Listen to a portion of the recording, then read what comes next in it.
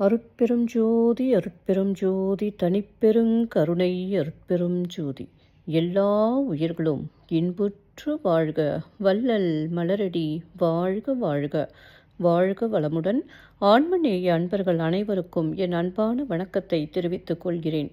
இன்று நாம் அறத்துப்பாலில் 2வது அதிகாரமான வான் சிறப்பு என்ற அதிகாரத்திலுள்ள 2வது குறளுக்கு சன்மார்க்க விளக்கம் காண்போம்.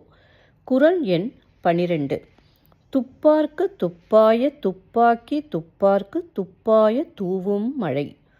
துப்பார்க்கு துப்பாய துப்பாக்கி துப்பார்க்கு துப்பாய தூவும் மழை. முதலில் உலகியல் விளக்கம் காண்போம். உண்பவருக்கு தக்க உணவுப் பொருள்களை விளைவித்து தருவதோடு பருகுவோர்க்கு தானும் ஓர் உணவாக இருப்பது மழையாகும். இப்பொழுது சன்மார்க்க விளக்கத்தை காண்போம்.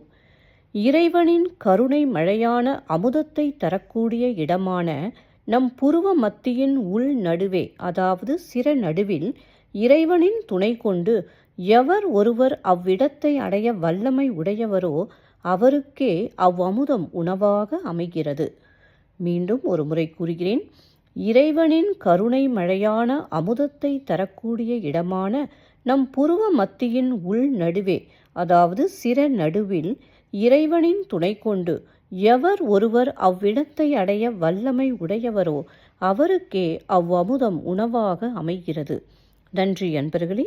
மீண்டும் அடுத்த பதிவில் உங்களை சந்திக்கும் வரை உங்களிடமிருந்து விடைபெறுவது திருமதி பாரதி சேகர். வாழ்க வளமுடன்.